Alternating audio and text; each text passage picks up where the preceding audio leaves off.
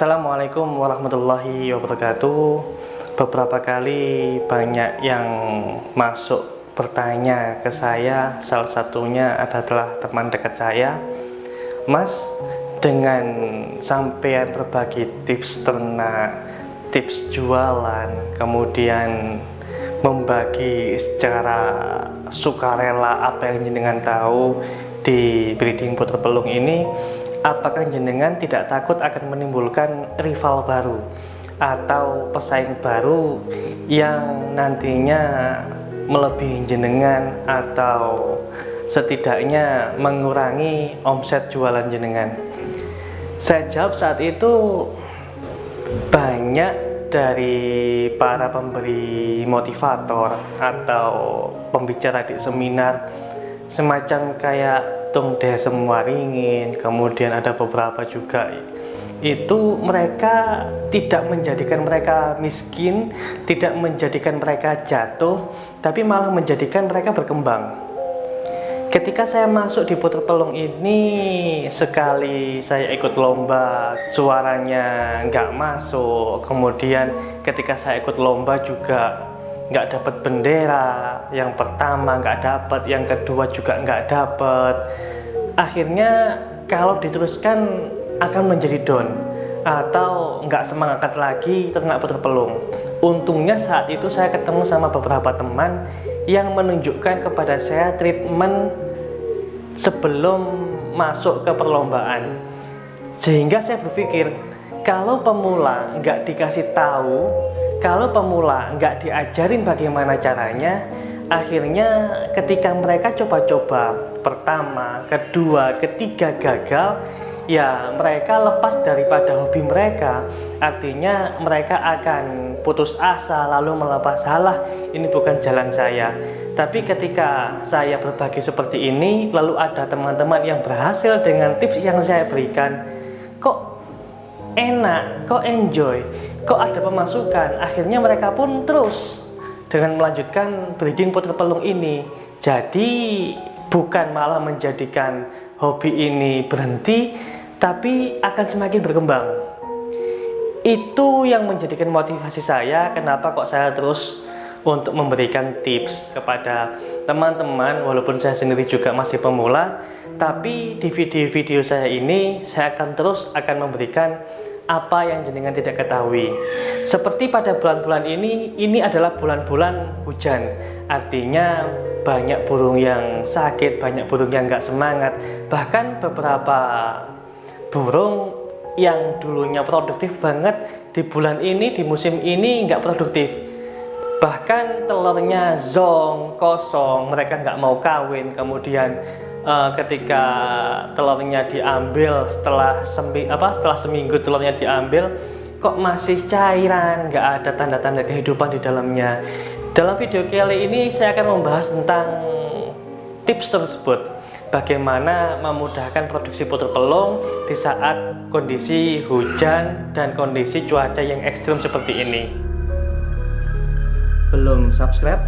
Jangan lupa klik tombol subscribe di bawah video ini dan klik like jika Anda suka, lalu bagikan ke semua sosial media Anda. Pada video saya sebelumnya, saya membahas tentang kesehatan puter pelung dalam kondisi hujan seperti ini. Jadi saat itu beberapa tips saya berikan tentang makanannya, kemudian kesehatan burungnya. Kali ini saya akan membagikan tips untuk produksinya bagaimana biar lancar. Yang pertama sih, pada intinya burung ini membutuhkan sinar matahari, atau biasanya kita harus menjemur burung ini.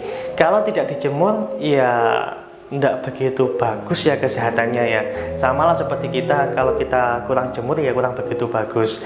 Jadi kalau di saya, burung ini saya engkel, atau tidak saya masukkan dalam kandang kawin, tapi saya masukkan dalam kandang yang biasa untuk lomba, sangkar satuan seperti itu.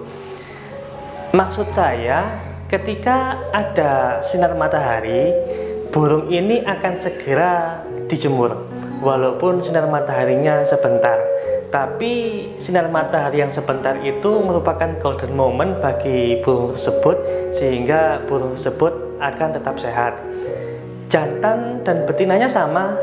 Kalaupun kurang kondisi, jantannya kita sendirikan, kita masukkan dalam sangkar engkel, kemudian betinanya pun juga demikian, kita sendirikan, kita masukkan dalam sangkar engkel. Ini sebelumnya kita kasih vitamin dulu ya, baik itu B12 oke, B kompleks monggo, kalau perlu dikasih jamu-jamuan yang intinya untuk kesehatan burung. Kalau burung ini sudah kelihatan sehat, sudah kelihatan gacor, sudah kelihatan mau bunyi, baik jantan maupun betinanya, baru kita satukan. Penyatuannya ini bukan di kandang ternak seperti biasanya, tapi betinanya diambil dari kandang engkel, kemudian dimasukkan ke kandang engkel jantan, sehingga satu kandang engkel berisi 2 ekor jantan dan betina. Ini pun sama prosesnya, ketika ada matahari langsung segera kita jemur walaupun cuma sebentar. Kemudian sisa-sisa waktunya kalau saya sih saya masukkan di dalam rumah, kemudian saya taruh di depan meja kerja saya. Maksud saya harus betul-betul memastikan bahwa sepasang burung tadi itu sudah sehat dan mau kawin. Di sini kepastiannya harus betul-betul mau kawin ya, karena percuma kalau kita satukan dan dia nggak mau kawin. Intinya dia harus kawin lebih dahulu. Ketika saya masukkan di sangkar engkel, kemudian saya taruh di depan ruangan meja kerja saya, di situ saya bisa mantau kapan dia kawin, kapan dia bercumbu, kemudian kapan dia mau bertelur dan sebagainya. Pada intinya sebelum dia bertelur, kita harus memindahkan sepasang burung ini ke kandang ternak. Kalau jenengan nggak bisa memastikan kapan mau bertelurnya, ya lebih baik kita harus betul-betul yakin dia sudah kawin. Kalau dia sudah kawin, kita tandai itu adalah hari pertama. Kemudian di hari keempat atau 3 hari setelahnya, kita harus memindahkan burung tadi ke sangkar yang biasanya kita gunakan untuk perkawinan atau breeding. Kalau tidak dipindah, ya biasanya kalau kebrojjolan betina akan nelor, kemudian tidak ada tempat, tidak ada tarangannya, ya jatuh, hasilnya telurnya pecah, kemudian gagal lagi kita membuat produksi puter pelung berjalan dengan baik. Jadi ketika H+3 setelah perkawinan, kita cepat-cepat pindahkan ke kandang biasa untuk breeding. Di situ kita tetap amati baik-baik, kemudian ketika sudah nelor, telur pertama keluar biasanya diikuti dengan beberapa hari telur kedua. Lalu setelah telur kedua keluar, ambil jantannya, masukkan di kandang engkel lagi.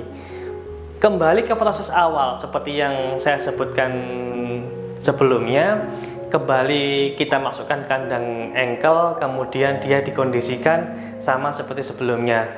Yang betinanya gimana? Kalau jenengan memiliki babuan atau baby sister, baik menggunakan puter yang non pelung atau apalah namanya, setelah telur berusia 5 hari, cek aja pakai senter, kalau seandainya ada tanda kehidupan, pindah ke babuan atau ke puter yang non pelung. Kemudian betinanya kita kondisikan sama seperti sebelumnya, artinya kita mengulangi proses. Semoga tips saya untuk breeding kali ini ada manfaatnya untuk jenengan dan menimbulkan atau memunculkan keberkahan untuk saya dan untuk semua penghobi puter pelung yang ada di Indonesia. Saya Samsul Arifin dari Kandang Bonekamu. Wassalamualaikum warahmatullahi wabarakatuh.